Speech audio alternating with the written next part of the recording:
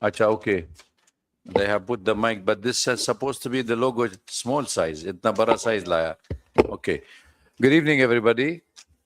Thank you for coming to the Foreign Correspondent Club of South Asia.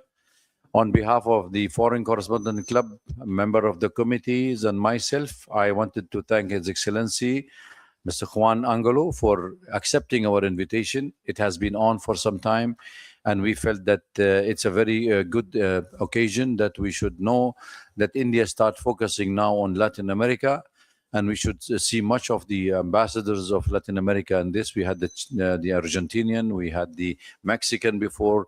Today we have a chance and honor to have His Excellency with us and presenting a very important topic. As you can see from the topic, we have decided that Chile wanted to power India into energy transition. And I believe with the tension in the Middle East and the Strait of Hormuz, and there is also a demand that India wanted to diversify its resources in the energy security, food security, and also outreach to certain country for investment. And I believe the destination of Latin America is one of the best destinations for India and for Indian businessmen at the moment. Without further delay, I would like to ask my Mr. Secretary, Mr. Prakash, Dr. Prakash Nanda, to present our chief guest.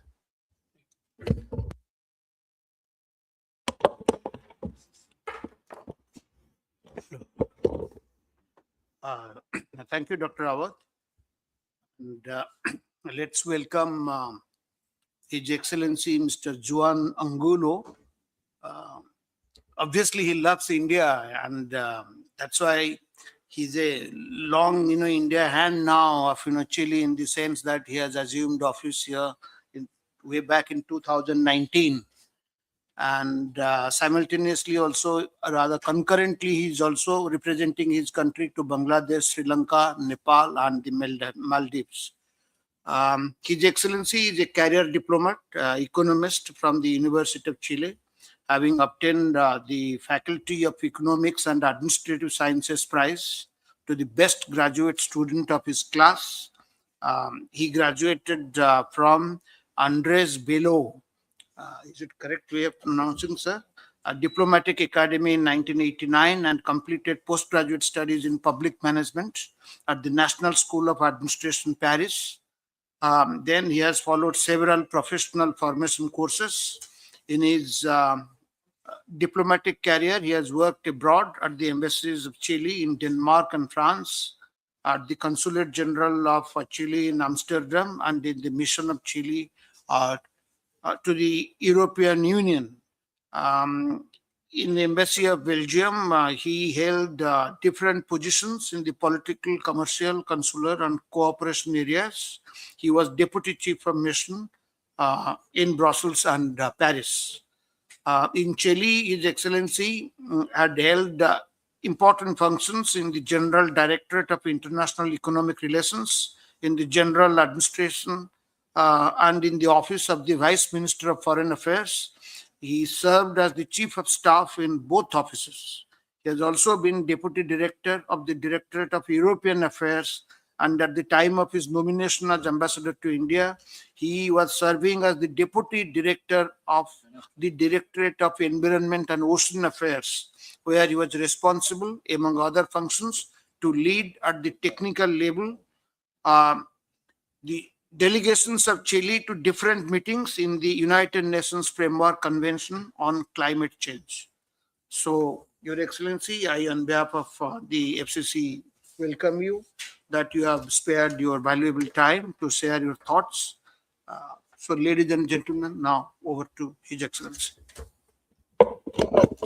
Thank you very much. Thank you very much, Dr. Awad and Dr. Nanda for your kind words and presentation, and for inviting me to talk to you about one particular issue of Chile and India, and also welcome to all the people who are connected on the live. I would like to give an introduction first on what Chile is, and then the second part of the exposition will be on what Chile has to offer to India, in particular in the domain of critical minerals, which is the subject of today's speech. So first, please, I will just very quickly go because maybe some people don't know what Chile is, the countries. This is the map of the country, and the coast is very long, a lot of islands, Antarctic Chilean territory. Please. Yeah. So yes. So Chile in figures, just to also put you in perspective, we have figures of this year. Last figure available, 2.5 growth last year, inflation 3.5, unemployment, you will see moderate poverty, extreme poverty. Interesting foreign direct investments of $14,000 million, which is the one of the highest in the region, Latin America and the Caribbean. Member of all these organizations that are there. And the country is top in Latin America in all the indices of competitiveness, corruption, ease of doing business, country risk, and others. Next, please. The country is an open economy. You can see 75% of GDP is represented by exports and imports, and very much integrated into global value chains. We have signed 33 agreements with more than 66 economies in the world. It's one of the most open countries in the world. And there is a shift in the main exports markets from Chile, from Europe in the past to Asia. That is something that it is not only for Chile, but it is something that they wanted to highlight. These are the numbers of investments of Chile abroad in the 1924 in more than 60 countries. Next, please. Social indicators, just also to give you an idea of what the country is in social terms. Very high literacy rate.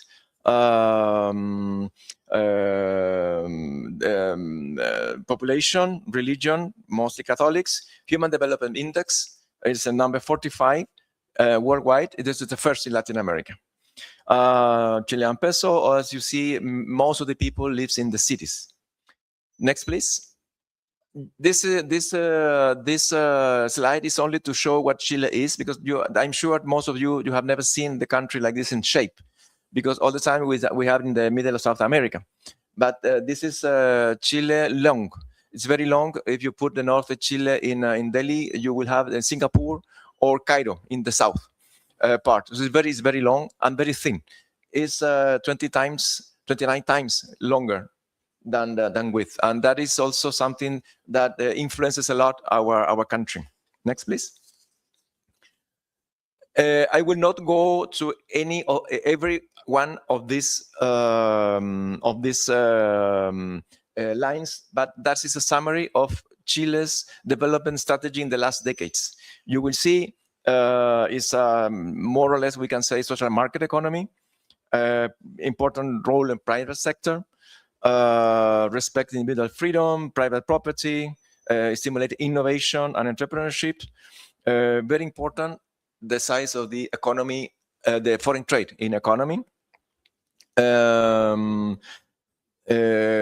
It's a promotion for foreign trade, for exports, and there is no differentiation between foreign investors and Chilean investors. That is also very important to note. So there is an autonomy in the central bank that gives us a lot of stability in prices. Inflation is under control since many years, and it's a counter-cyclical fiscal policy. I'm saying this is what Chile has done in the past. I'm not saying in any form that it is what other countries should do also, because every country has their own path.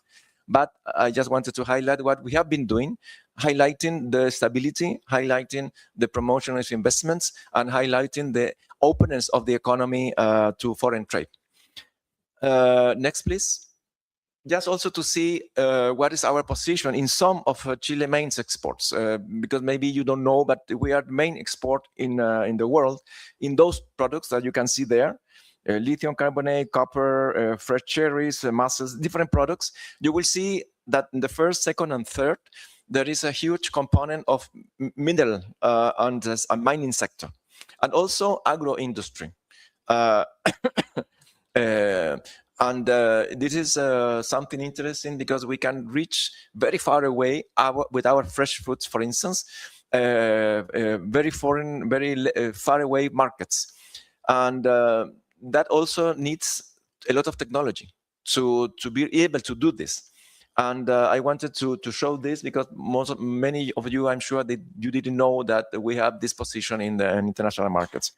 This is from last year. There have been some small changes in relation to this slide, but in general, it's more or less the same. Next, please. So bilateral trade, Chile-India, going more into the details of the relationship. You will see there that we have been growing a lot in the last years. If you compare the numbers of 2022 with the numbers of 2025, it is a double in the commerce. And in 2026, I put in the line the last numbers I get in the morning, January to June in 2026. The number is 2,800 million US dollars for the first part of the year. And our expectations is that we will continue on that and that maybe we will surpass the numbers of 2025. The number was 4,200,000. So we are, all the indications said that we will surpass this. And that's very good. Because more trade is more business, more companies, and more trust. These are the products that are on the top lists. You can see copper, gold, iodine, apples, walnuts, seeds of different size, carbonate of lithium, and oatmeal. This is evolving in a very friendly relationship. I would like also to highlight this because we are talking of two very friendly countries. Next slide, please. This is a resume of what we have been doing in the last years. We share value of democracy, non-interference in international matters, respect for international law, enhanced multilateralism, sovereignty of states, environment, economy, fight against terrorism. All these values are totally shared by Chile and India, and there is a lot of political coincidence. We work very much together in international fora in most of the subjects. Chile supports the aspiration of India to become permanent member of Security Council as well. So on the political side, there is a commitment of ideas. And we have been doing a lot in the last years to deepen and promote more integration. We had many foreign office consultations every 2 years in the last years, and we have had also a dialogue at the level of ministers of foreign affairs in the joint commissions. That means that we have a main idea, main vision in many areas, which helps also in the next steps. A comparative data between Chile and India, just for you to know. Of course, we are a smaller country than India. We are a smaller economy than India. But if you compare, for instance, in terms of exports, imports, comparatively, we are doing pretty well. And the terms of the exports, for instance, there, view the size of the economy is not that bad, and we need to increase our mutual commerce.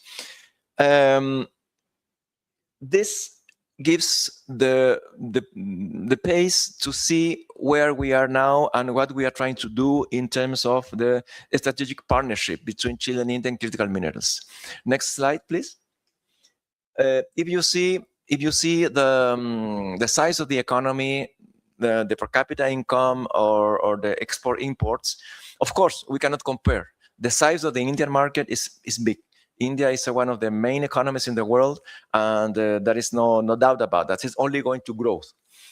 But I wanted to highlight that if we change a little the metrics of this comparison, and then we consider, for instance, the importance of Chile in international markets for some particular products like critical minerals, then we can differently talk. For instance, in copper, we have 22% of global production, 21% of reserves.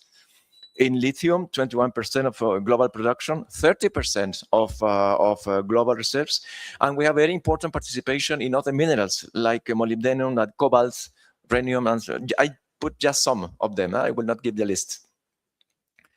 So when we change the metrics and we add more value on what we are saying, in terms of course, India maybe is 1.5 divided by 8 billion. It's maybe 1 every 6 Indian people in the world is Indian. The size of the economy is big, it's a market, but it is less than 20%.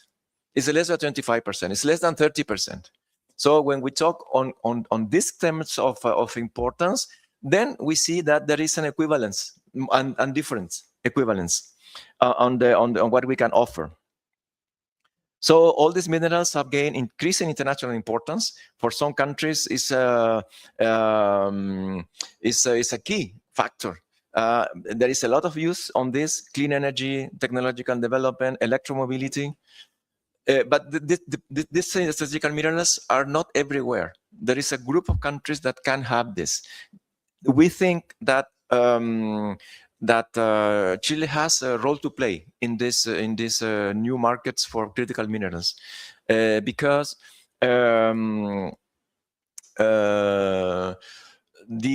position of the country favors investments, commerce, trade, and partnerships. According to the Energy Agency, International Energy Agency, the demand for these products will increase sharply in the next years. I am talking about, for instance, use of copper for the new data centers, which are massive. They need electricity, they need a lot of wire, artificial intelligence. All the systems that are in the economy of the future will require more of these materials. And then we need to see this on a strategic point of view in the long term. Next, please.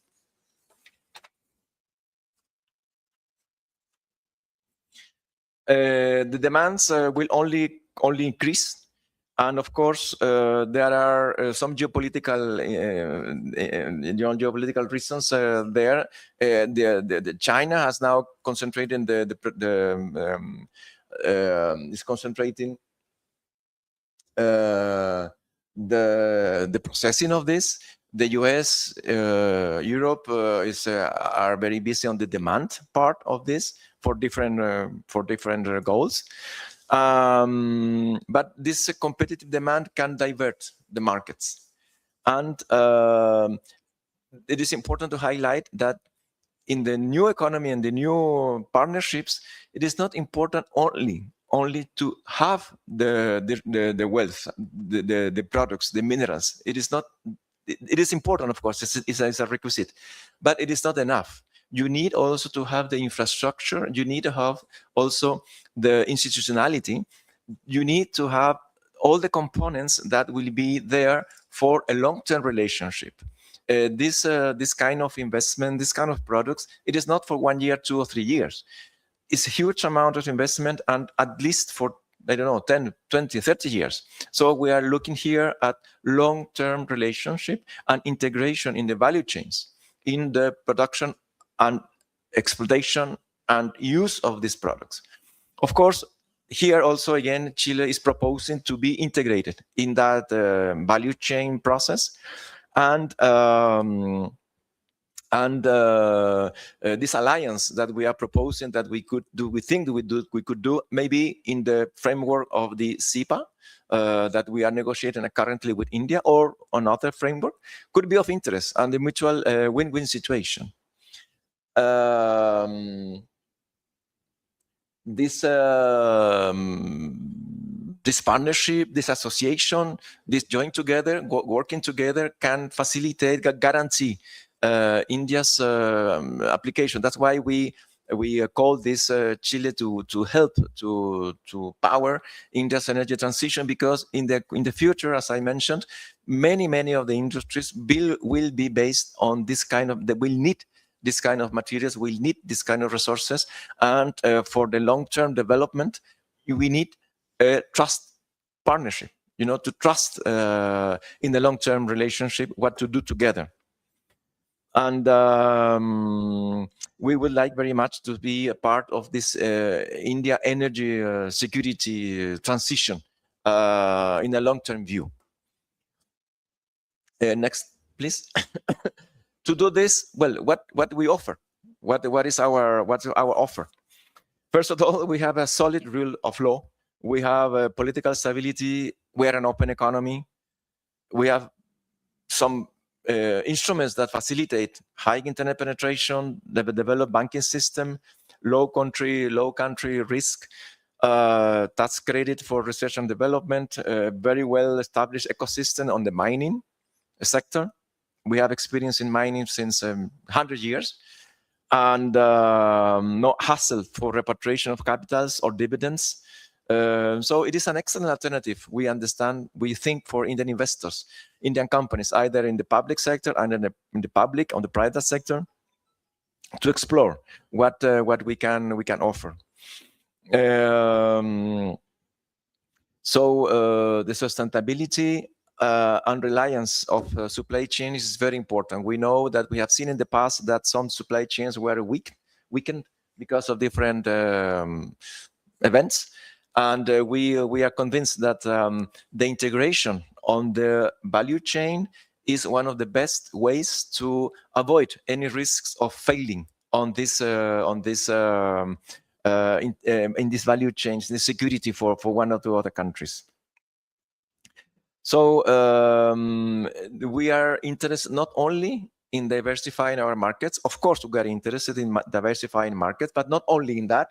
As I put there, is a diversification of markets, but attracting foreign investment, boosting foreign trade, and focus on added value products. So this is again a very good opportunity for both countries to integrate more their knowledge, and using products that are available in Chile and using knowledge or materials that are available in India, for both to contribute to their own energy security, to own energy transition. And of course, we look be more integrated in the global value chains. But of course, we could not just limit our relationship to one sector, one particular sector, critical minerals. There are also some others. I put just a couple of them there, like for instance, agro-food, agro-industry. It is also something related to artificial intelligence, to new technologies, and new forms of packaging, new forms of cultivating, new irrigation. There is a lot of things to do there in the agro-business sector. And we also have a possibility to establish joint ventures with Indian counterparts. As we wanted to be part of the Indian security chain on energy, we also would like to be Indian security chain food. Part of the Indian security chain food, because we have advantages. We are more complementary than antagonists in this, in terms of that our products will arrive here off season, because we are in the southern hemisphere. And we are no competition indeed, but complementary with Indian producers. Another interesting area of cooperation, of strategic alliance, could be the human capital, and the huge amount of human capital that India is producing every year. They needs to find a way to employ it or be useful, and as it's not happened in some other parts of the world, like in the US, in California, for instance, where there's a development of human capital. We have seen that human capital also produces more when there is a better environment. And in our case, we also are proposing to offer Chile as a destination for Indian human capital. As I mentioned, it is one of the most advanced human capital index in the Latin American region. And we think that could be an interesting destination for Indian human capital. There is, I think, 1.4 million engineers per year being produced in India, and they need some employability. And we think that countries like Chile are one of those alternatives. We are developing new clusters of innovation. We are at the forefront in the region in artificial intelligence. We have a very well developed and a very good ecosystem for startups, for instance. So, and we also share something that is we share the same time zone with the United States, Mexico. So all the main markets in the Western Hemisphere, if you like, are the same time zone of Chile. So you don't need to have this 2 hour, 3 hour in the morning calling to get some business in the US. Chile is the same time. And with a very good, at least in the area of central Chile, is very good climate, Mediterranean, is very, very similar to Silicon Valley climate. So we think that there's an opportunity there. And we are trying to discuss with India on these possibilities. So developing hubs of innovation and production of services, goods, software, and high-tech products would be also some point of interest. Also, another different point is that we are very well connected to the world, as I mentioned on the trades agreements we have. We are connecting with most of the world, and it is also a good possibility for India to, from Chile, use it as a platform to enter new markets. We have this in many of the agreements. We have this aggregation of origin clauses. That means that if you have a product and you add products in Chile, the product will be Chilean, and origin will benefit from different tariffs that are more convenient than the tariff that Indian producers will confront going directly from India. So it is a good alternative to consider. In the last months, also we launched a new program for visas for Indian entrepreneurs or Indian businessmen. It's a business visa to allow people for multiple entries up to 90 days for 2 years. So it's a very positive movement. I will just will finish on the last, please. We'll see that there is a map there on our connectivity to the world. As I mentioned, that Chile as a platform to the rest of the world for Indian companies, you will see that more than 88% of the world, 64 GDP of the world is connected. So in green, of course, there is need some updates because some of those are already finished. But you see, we are covering many countries in the world. If you like, we are now with some countries in the Middle East talking that is not there. Said the conversations also we had with Central Asian countries that are not there in the list, and with some African countries like Morocco that we start doing some negotiation. But for the rest, the big blocks. The European Union, all the Western Hemisphere, China, Japan, South Korea, Philippines, Australia, New Zealand, Brunei, all those countries, we do have an agreement covering ASEAN, which also is interesting market for India, and the Western Hemisphere.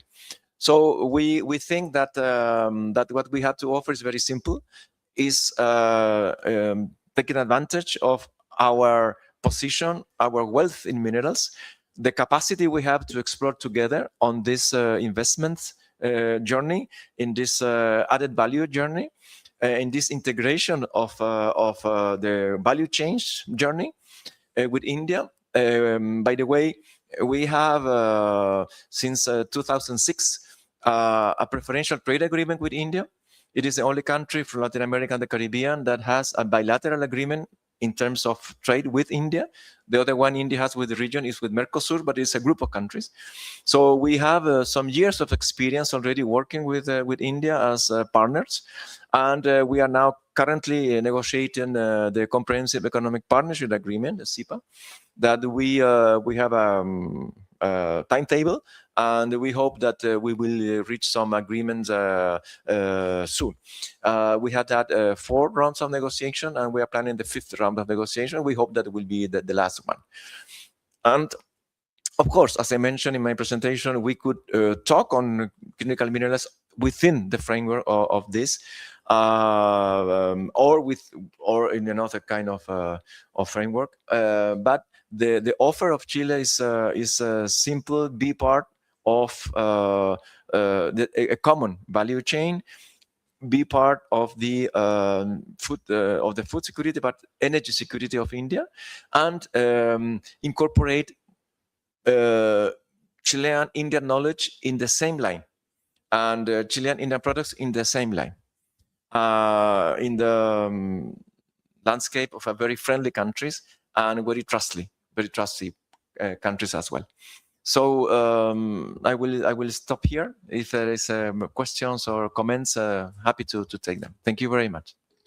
Thank you, Excellency. Very beautiful presentation, very comprehensive, very challenging, very lots of opportunities. There are lots of challenges between the two sides. And I will open the floor for question and answer. But I just struck my mind why one of the challenges is the distance is one of the issues, but also awareness, Excellency. Do you feel that awareness is not an issue between the two? Latin America and India have been ignoring it intentionally or unintentionally. I mean, it has to be addressed now. India is feeling it. Could you please just elaborate a bit? Yes, thank you. Well, the distance is there. We cannot change that. There is 16,000 kilometers to some countries or more to other countries. In fact, going from Delhi to Santiago takes more or less 30 hours flying. I mean, it's far. It has been always far. But nevertheless, we have a lot of points in common, and distance should not be, it is a problem, but should not be some fatal problem, should not be something that we cannot overcome. Logistics may be a problem as well. Yes, we can try to reduce the transit times, but more and more we see that this is less as a problem. We can see it is as an opportunity as well, and to develop services links to the facilitation of commerce and linking the two countries, the two regions together. In terms of awareness, well, Chile has always been looking into Asia and looking into countries in India. We were here since the very beginning of the independence of India. We sent a special envoy in August 47. I think when that was the only country in Latin America with a special envoy here. And we opened our embassy in 49, very soon after independence. So we have more than 77 years of diplomatic relations. And India also opened an embassy in Santiago very soon. And we have had 3 visits of presidents of India and 3 visits of presidents of Chile, respectively, to each other country. Visits also of a Minister of Foreign Affairs. And just recently, a couple of months ago, my Minister of Foreign Affairs in the new administration of Chile came here. Last year, my president came here. So it is an awareness, and this has been unchanged, unrelated to different governments, if you like. In general, Latin America and India, yeah, we see with very enthusiastic that there is an openness now. India has opened new embassies, Indian embassies in the region, and the region has opened also embassies in India recently, and trips of Honorable Prime Minister last year, Argentina, Brazil. Is very good. That is correct. And Minister Jai Shankar has very active in developing this relationship. He has done a lot of trips to the region. In recent years, he has been opening embassies, active in the profundization and the deepening of our bilateral relations. Both regions have a lot of have developed to win in developing and close relationships. In Latin America is a very diverse group of countries. India is also very diverse. So we're used to these different approaches, and we are very confident that we all can only continue working together. Many countries in my region are rich in natural resources, energy resources, food resources, and the market is also there. More and more there are Indian investments, more and more there are Latin American investments in India. So the relationships can only grow, and that is very positive for both regions. Yes, please. Yeah. Can I have a question? Yes, please. Your Excellency, it was an excellent presentation. I just have one question on that importance of the China factor, in the sense that you talked of value chain process and how these critical minerals are assuming geopolitical and geoeconomic significance. And when one talks of this, then obviously you know that almost in that value chain in the process, China somehow there seems to be dominating, and that is disturbing lots of other countries, including United States. And in this framework, India, for instance, I think signed with US an agreement 2-3 months back, that is called, they signed some critical minerals framework, and actually Quad critical initiative also they did discuss. And obviously when one is talking of this important material which Chile is very much well endowed with, the fact remains that China is a major player there in your country, in the sense that I believe you have got a free trade agreement with China, and they do really import a lot of these minerals from your country. So that being the case, how the things should be managed, with China, they're the major, your importer. And then, now America is not talking of this, India is talking of this, whether individually you will be having an agreement or along with in America, that this group that has been created. How do you see this geopolitical or geoeconomic development? Thank you. Thank you. We don't see. We are open to business. We are open. The economy is very open, regardless of what are our strategic the destination of. It is true that China is by far much more important in terms of destination of our products than India. But my focus here is offer to India what we could do together in these critical minerals.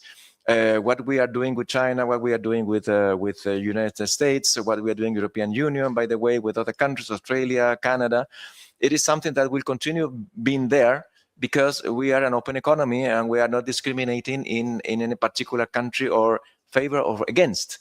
It is something is very open to all the competition, and of course we are trying to develop and to diversify our markets as well. Every country is trying to do the same. So if at the end of the day every country reach a point of very high diversification, the whole world will be diversified. So we don't have to do something with India in this proposal. We are trying to create some synergies, joint ventures, more business together. It's nothing to do with what we are doing with other countries. It will not impeach. It will not, it is on the contrary, will only help more business, more activity, maybe some scale will be reached in some particular processes because we are having big partners. I don't know. But we don't see this as against any country, or on the contrary, we think that more business, more developments are together. So we don't see, we are following our own path on the negotiation with it. That's not any. No, of course not. Every country will deal with their own reality, and business will be there. So I don't see any major impeachment problem. Okay. Yes. Excellency, I am S.S. Kirmani, editor of Beyond Horizon magazine. Now, just now you referred about artificial intelligence. So my question is artificial intelligence, space technology, and this digital government are the fast transforming economies. So do we have any plan of bilateral relation in future? Well, artificial intelligence is the next level. Next is the future, no? And we are trying to participate. There is a national plan of artificial intelligence in Chile. We just launched one open language some time ago, and we are advanced in that in the region. And of course, that would be one area of cooperation with India that we have to explore. The size of the Chilean market is small. India has a scale, but we do have also good human capital working on that area, and our entrepreneurs are implementing several ways to produce wealth using artificial intelligence on prevention, for instance, of frost in the agricultural sector, prevention of future demand for particular products, so that can, produce and packed and sent to the markets on correct timing. There are many applications for artificial intelligence, but one byproduct of artificial intelligence is the need of data. The huge amount of data, the huge amount of energy, huge amount of reserve, and they necessarily will use more minerals, critical minerals. So that part is also something that we are trying to prevent, anticipate, and offering to friendly countries as India our collaboration in be part of that. Because you need huge amounts of energy and resources to use artificial intelligence in the proper way. Otherwise, it's complicated. Yes, please. Take the mic, please. Just once. I just want to know your opinion about the Could you please introduce yourself? Yeah, we can hear you. I'm Ratna Jyoti. I represent Platts, S&P Global Platts. My question to you: what is your take on the ongoing West Asian crisis? Well, West Asian, we have expressed our opinion saying that we want a solution, Pacific solution, because this disturbance in the oil routes, provisions, and is complication. We have suffered also, as every country in the world almost, on the prices of oil. Inflation is there. Our mechanisms to counter reduce prices of, so it is a stress, it's an extra stress in the whole system. Maybe the prices of containers will go up. Our exports are depending on prices of transportation of containers, for instance. As I mentioned, 75% of the economy is external commerce. We are, of course, very sensitive, and we are also, of course, very concerned. So our position is that to have to negotiate, discuss, record, ask diplomacy to go there and solve the problems on Pacific way. We salute the truth that was some time ago, and we have our official position is there. We are aware that that this can disturb the prices of products, the costs of maritime transportation, and then affect our trade. And I presume that Chile is a football-loving nation. So whom you would like this time to I don't know. win World Cup? No. Yeah. No, Because Argentina is Argentina is playing. Is in the one of the fourth. Yes. Yes. thank you. Yes, please. Mine. Hi, my name is Mayank and I work at Reuters News. We know that India and your country they are keen to deepen their agreements and pacts in the area of critical minerals, as Dr. Nanda mentioned. So we'd like to know a little more about that and about copper as well, because India is in need of copper as the economy grows and expands. Yes. Especially copper concentrate.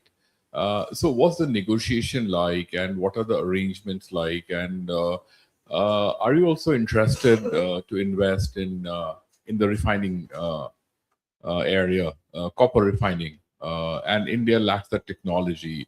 Will you provide that technology? And in turn, will you also invite Indian investment in the copper sector? Thank you. Well, that is precisely the subject of this of the meeting. No, we are trying to present the country as a destination for investments or presence of India in the copper industry.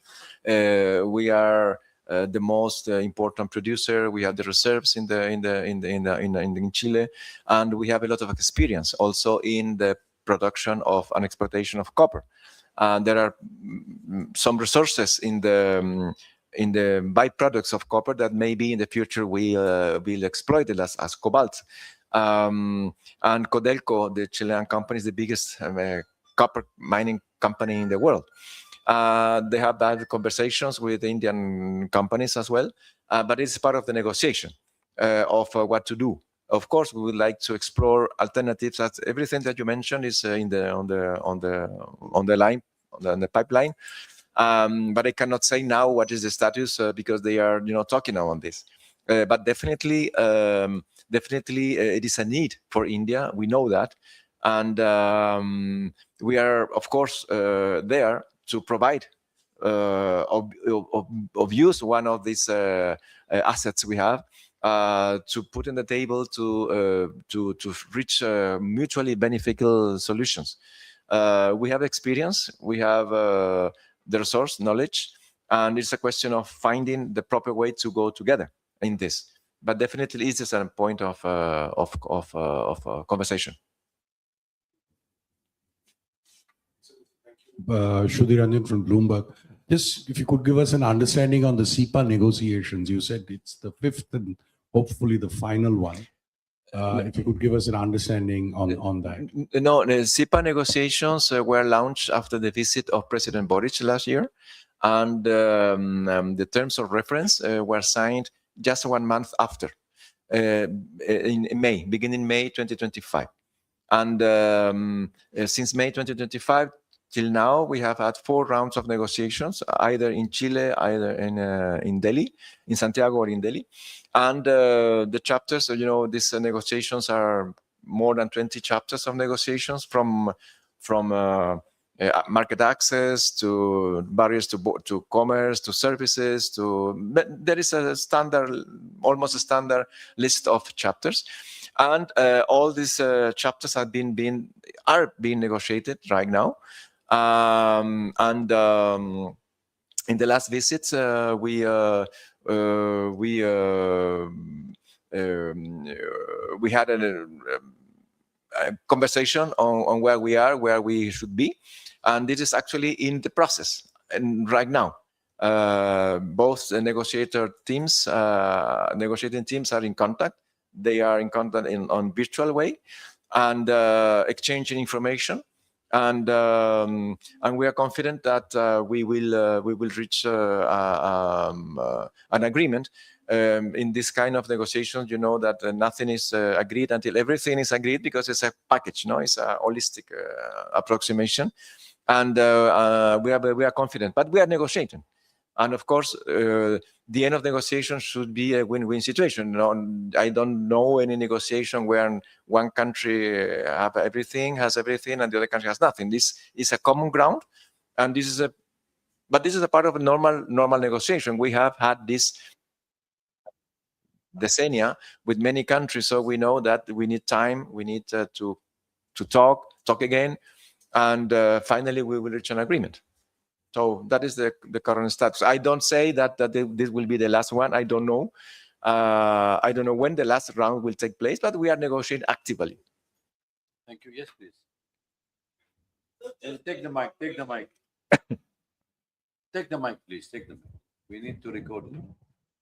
Good evening, Honorable Ambassador, President of the FCC South Asia, and Honorable Secretary.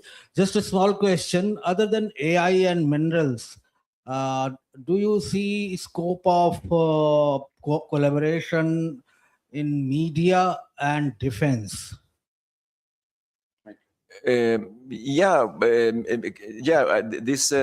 presentation was centered in critical minerals because that was the idea. But of course, the relationship with India, between Chile and India, bilateral relations, it is more than critical minerals or what you have said, agri-food. We have a lot of areas of cooperation that we are trying to expand more and more. One very important is agriculture. We signed an MOU in 2023. And there are some working groups working precisely on different areas of phytosanitary matters, market access, on food, opening markets for products from India to Chile, Chile to India. That is involves the agencies of control, of phytosanitary control, for instance. We have police collaboration. We have had some seminars, workshops between the police, Chilean police, and the Indian NBC, CBI, to exchange information, to exchange best practices, to exchange different ways to proceed in these areas.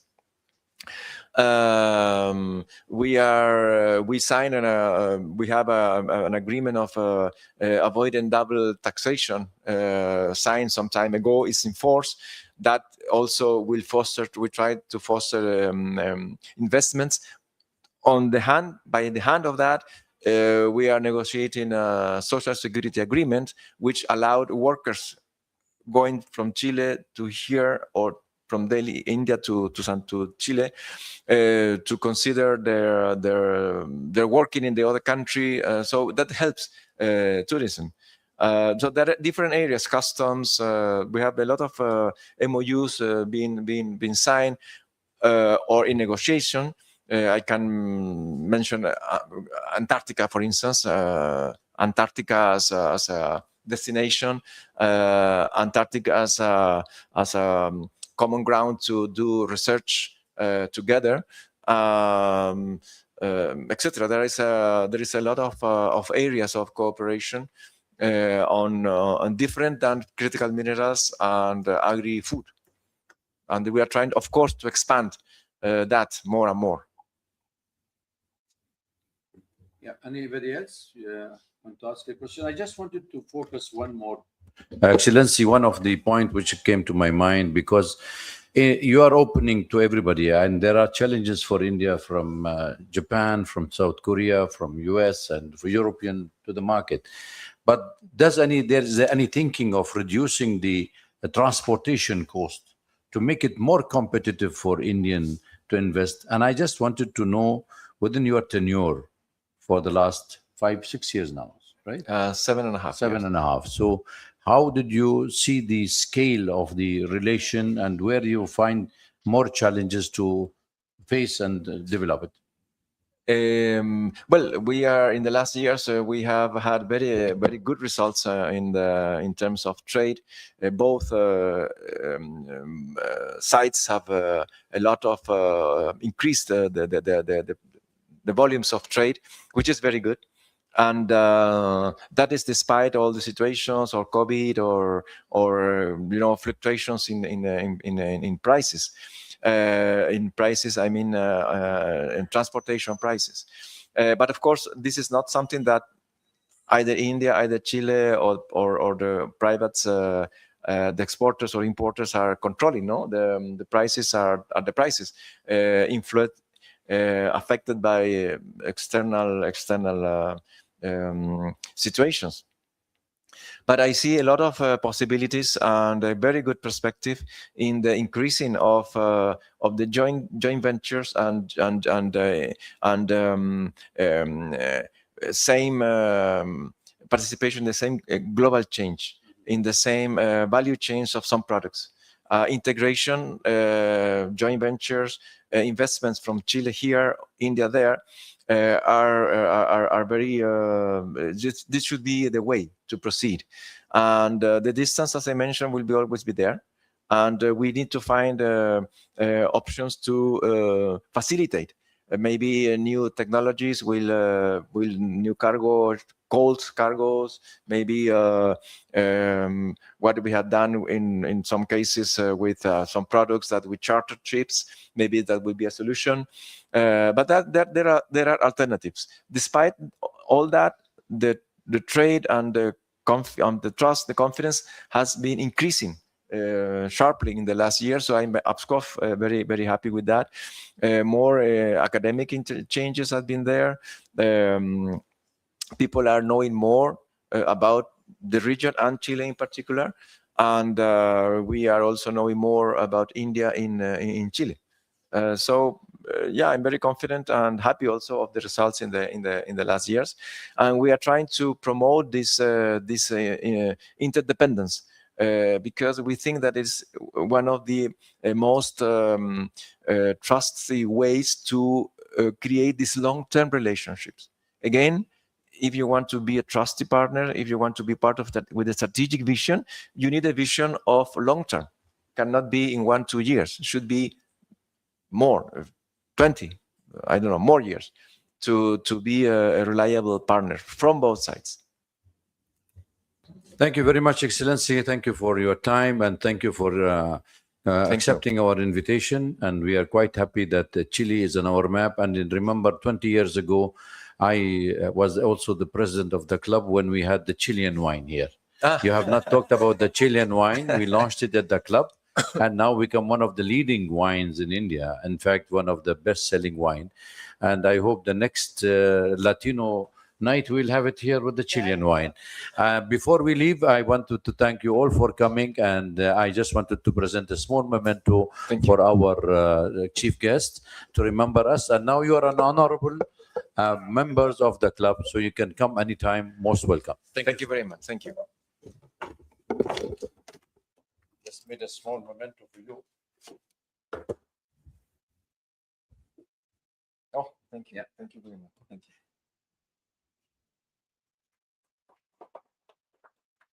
Thank you, Excellency. Thank you for coming. Thank you. I know you have to go, but Thank you. Thank you. thank Yeah, you, brother. thank Please you. have refreshment, all of you. Thank you.